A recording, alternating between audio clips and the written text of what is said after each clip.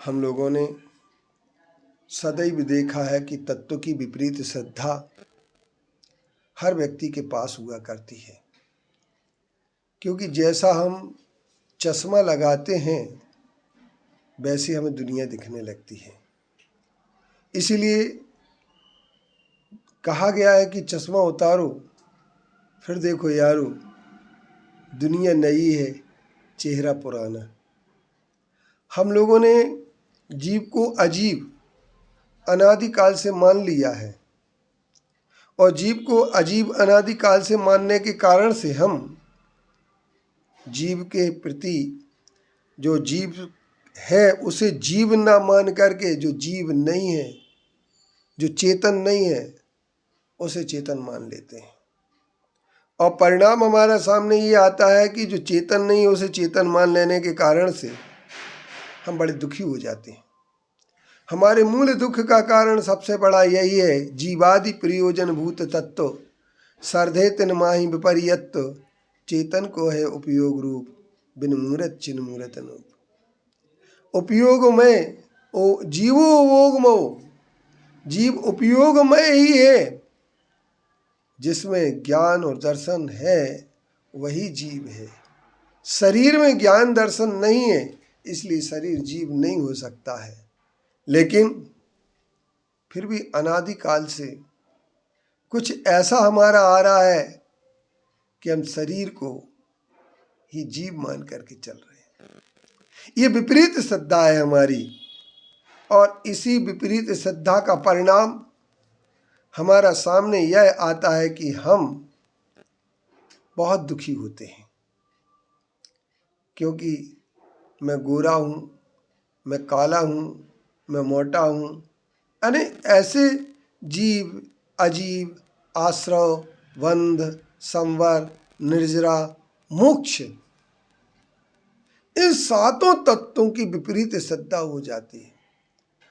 तो सबसे पहले हमें जीव की मुख्यता से बात करते हैं, और जीव के प्रति विपरीत श्रद्धा होना जो चिन्मय है अर्थात चैतन्यमय है, चेतना है जिसके पास है, और अमूर्त है अर्थात जिसमें स्पर्श रस गंध वर्ण कुछ नहीं पाया जाता है, वही हमारा जीव है। जो आँखों से देखना तो ठीक है, चैतन्यमयी आँखों से ही देखा जा सकता है, लेकिन लोग जीव को नहीं देख पाते हैं, अजीब को ही जीव मान करके बैठ गए हैं।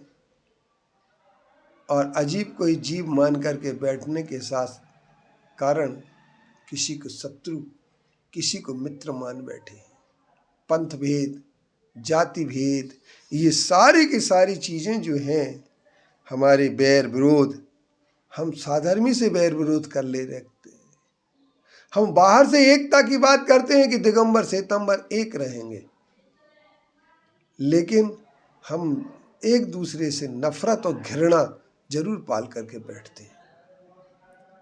हम किसी को गरीब किसी को अमीर मान करके चलते हैं, और अपने मद और घमंड के कारण से धर्म के स्थान पर हम धर्मात्मा को जब नीचे दिखाते हैं, हम उस समय भूल जाते हैं कि धर्म वहीं होता है जहां पर धर्मात्मा का सम्मान होता है। यदि हम धर्मात्मा को नीचे दिखाएंगे तो धर्म मंदिर की दीवारों में नहीं है, धर्म मूर्तियों में नहीं है, लेकिन क्या पता इस दुनिया के लोगों को मूर्तियों मंदिर में ही धर्म दिखता है, और उसके लिए निरंतर झगड़ा करते हैं। दूसरे की मूर्ति दूसरे पंथ की मूर्ति को अपने पंथ में परिवर्तित करने का प्रयास करते हैं। लेकिन एक बात जरूर है, हमें अपनी रक्षा जरूर करना पड़ेगी, क्योंकि सांस्कृतिक रक्षा संस्कृति वही कहलाती है जो फिलॉसफी से जुड़ी हुई होती है। और हमारी फिलॉसफी इस बात के लिए है कि मोक्ष की प्राप्ति वस्त्र में नहीं हो सकती है, और जो वस्त्र में मुक्ति मानना चाहते हैं वे लोग सारी मूर्तियों को भगवानों को वस्त्रमय करने की कोशिश में लगे हुए हैं। उन्हें यह भूल अपनी समझ में नहीं आ रही है कि हमने 12 साल के अकाल के कारण से हमारे साधुओं ने कपड़े परिस्थिति वश पहने थे और अब वो परिस्थिति नहीं बची। लेकिन हमारा यही है सोच कि कपड़े तो हम भगवान को भी पहनाएंगे, तभी तो हम कपड़े पहन पाएंगे। नहीं तो हम अगर भगवान को नग्न रखेंगे तो भगवान नग्न अगर पूजने लगे तो साधुओं को भी नग्न रूप में ही बनना पड़ेगा। इसलिए ये लोग भगवान को भी कपड़े और श्रृंगार की बात करते हैं और उसके लिए अनावश्यक कुतर्क भी देते हैं। इसलिए जीवादि तत्व की भूल इनकी सबसे बड़ी है और यही मिथ्यात्व का कारण है। और इसी कारण से ही ये पूजन, प्रक्षाल, फूल, अभिषेक, इन सारी चीज़ों में, क्रिया कांडों में ही धर्म मान रहे हैं। अतः हमें धर्म की सच्ची परिभाषा समझना पड़ेगी।